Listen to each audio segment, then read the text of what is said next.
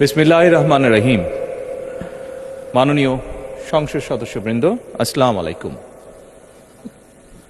ফ্যাসিবাদের নির্মমতার শিকার অসংখ্য মানুষের কান্না আর হাজারো প্রাণের আত্মত্যাগের মধ্যে দিয়ে অবশেষে আজ থেকে পুনরায় যাত্রা শুরু হতে যাচ্ছে জনগণের ভোটে জনগণের কাছে জবাবদিহিমূলক সত্যিকার অর্থে জনপ্রতিনিধিশীল জাতীয় সংসদ। বাংলাদেশের জাতীয় সংসদের রাজনীতির এই ঐতিহাসিক মুহূর্তে আমি আল্লাহর দরবারে শুকরিয়া জানাই, যার অশেষ রহমতে আমরা একটি ন্যায়ভিত্তিক গণতান্ত্রিক মানবিক বাংলাদেশ প্রতিষ্ঠার লক্ষ্যে যাত্রা শুরু করতে পেরেছি।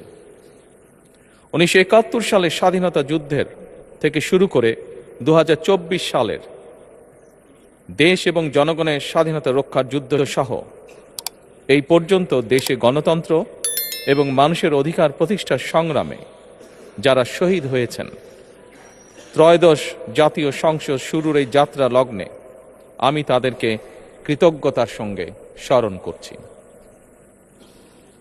এই আন্দোলন সংগ্রামে যেসব মায়েরা তাদের সন্তান হারিয়েছেন, যেসব সন্তানেরা তাদের প্রিয়জন হারিয়েছেন, যেসব পরিবার তাদের সন্তান স্বজন হারিয়েছেন, যেসব আহত মানুষকে তাদের স্বাচ্ছন্দ্যের জীবন হারাতে হয়েছে, যেসব মানুষগুলো নির্যাতন, নিপীড়ন, রাজনৈতিক হয়রানি কিংবা মিথ্যে মামলা শিকার হয়ে সর্বস্ব হারিয়েছেন, আমি তাদের সকলের অবদানকেও কৃতজ্ঞতার সঙ্গে স্মরণ করছি।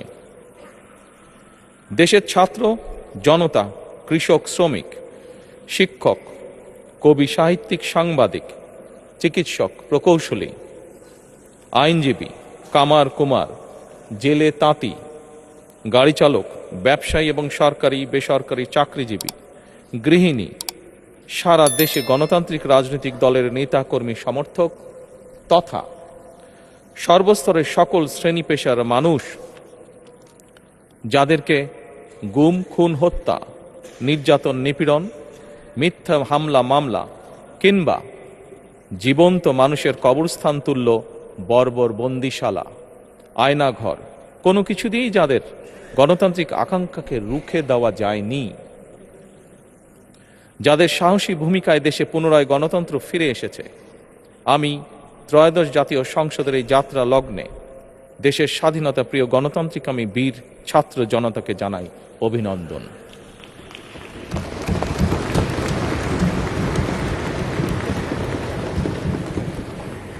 সম্মানিত সংসদ সদস্যবৃন্দ, দেশনেত্রী মরহুমা বেগম খালেদা জিয়া জনগণের অধিকার প্রতিষ্ঠায় দেশে সংসদীয় গণতন্ত্র প্রতিষ্ঠা করেছিলেন, সংসদীয় গণতন্ত্রকে প্রাতিষ্ঠানিক রূপ দিয়েছিলেন। সেই গণতন্ত্রকে প্রহসনের রূপ দিয়ে জাতীয় সংসদকে হাস্যরসের খোরাকে পরিণত করা হয়েছিল। দেশে তাবিদারি শাসন শোষণ কায়েম করা হয়েছিল। দেশে সংসদীয় গণতন্ত্র এবং জনগণের অধিকার পুনঃপ্রতিষ্ঠা করার জন্য দেশনেত্রী বেগম খালেদা জিয়া জীবনের শেষ দিন পর্যন্ত লড়াই করেছেন। জীবনে কখনোই স্বৈরাচার কিংবা ফ্যাসিবাদের সঙ্গে আপোষ করেননি। দেশে আজ থেকে আবারও সেই কাঙ্ক্ষিত সংসদীয় গণতন্ত্রের যাত্রা শুরু হলো, আলহামদুলিল্লাহ।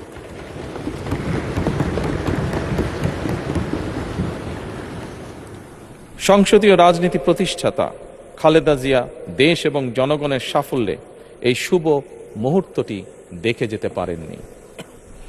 আজ তাই এই জাতীয় সংসদে দাঁড়িয়ে আমরা দেশ এবং জনগণের স্বার্থে আপসীন নেতৃত্ব, ব্যক্তিত্ব, স্মরণীয়, বরণীয়, অনুকরণীয় রাজনীতিবিদ মরহুমা খালেদা জিয়াকে গভীর শ্রদ্ধার সঙ্গে স্মরণ করছি।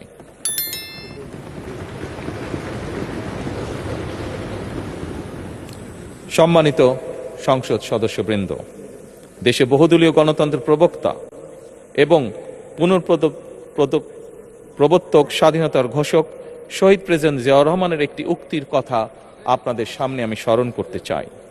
তিনি বলেছিলেন, জনগণই যদি রাজনৈতিক দল হয় তাহলে আমি সেই দলেরই আছি।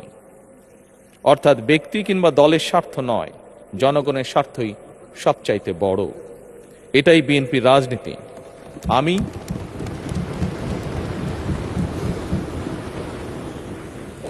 আমি প্রথমবারের মতন বাংলাদেশ জাতীয়তাবাদী দল বিএনপি থেকে জাতীয় সংসদ সদস্য নির্বাচিত হয়েছি। জাতীয় সংসদীয় দলের নেতা নির্বাচিত হয়েছি। জাতীয় সংসদে দলের প্রতিনিধিত্ব করলেও প্রধানমন্ত্রী হিসাবে আমি এই জাতীয় সংসদে দেশের প্রতিনিধিত্ব করছি। দল, মত, ধর্ম, বর্ণ নির্বিশেষে দেশের জনগণের প্রতিনিধিত্ব করছি। আমার রাজনীতি দেশ এবং জনগণের স্বার্থ রক্ষা করার রাজনীতি।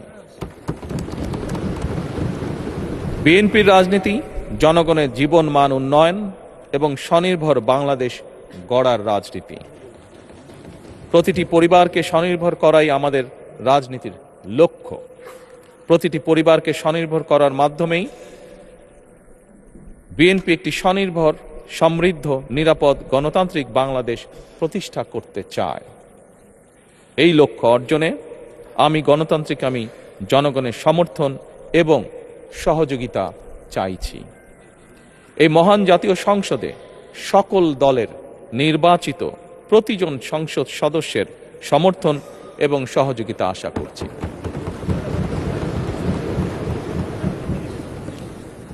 সম্মানিত সংসদ সদস্যবৃন্দ, আমি বিশ্বাস করি আমাদের দল কিংবা মত কিংবা কর্মসূচি ভিন্ন হতে পারে, কিন্তু তাবেদার মুক্ত, ফ্যাসিবাদ মুক্ত একটি স্বাধীন, সার্বভৌম, নিরাপদ, স্বনির্ভর বাংলাদেশ প্রতিষ্ঠায় আমাদের মধ্যে কোনো বিরোধ থাকতে পারে না, বিরোধ নেই। জাতীয় সংসদকে জাতীয় কর্মকাণ্ডের কেন্দ্রবিন্দু না করে বিতাড়িত ফ্যাসিস্ট সরকার জাতীয় সংসদকে অকার্যকর করে ফেলেছিল। আমরা এই মহান জাতীয় সংসদকে সকল যুক্তি, তর্ক আর জাতীয় সমস্যা সমাধানের কেন্দ্রবিন্দুতে পরিণত করতে চাই। সম্মানিত সদস্যবৃন্দ, নতুন সংসদ যাত্রা শুরু করার সময় সংসদের সাবেক স্পিকার কিংবা ডেপুটি স্পিকার উপস্থিত থাকার কথা ছিল, কিন্তু পতিত, পরাজিত, বিতাড়িত ফ্যাসিস্ট সরকারের জনবিরোধী এবং গণবিরোধী কর্মকাণ্ডের ফলে যে জনরোষ তৈরি হয়েছিল তাতে এই মহান সংসদের সাবেক স্পিকার বা ডেপুটি স্পিকারকে খুঁজে পাওয়া যায়নি। তাদের কেউ কারাগারে, কেউ নিখোঁজ কিংবা কেউ পলাতক। দীর্ঘ ১.৫ দশকের ফ্যাসিবাদী এবং তাবেদারি শাসন শোষণের পর জনগণের ভোটে নির্বাচিত প্রতিনিধিদের নিয়ে আজ আমাদের এক বিশেষ পরিস্থিতিতে জাতীয় সংসদের কার্যক্রম শুরু হতে যাচ্ছে। এমন পরিস্থিতিতে আমরা সংবিধান এবং সংসদের কার্যপ্রণালী বিধির বিধান অনুসরণ পূর্বক ত্রয়োদশ জাতীয় সংসদে সভাপতিত্ব করার জন্য আজ আমি প্রবীণ রাজনীতিবিদ এবং 5 বারের মতন নির্বাচিত জাতীয় সংসদ সদস্য জনাব ডক্টর খন্দকার মোশাররফ হোসেনের নাম প্রস্তাব করছি।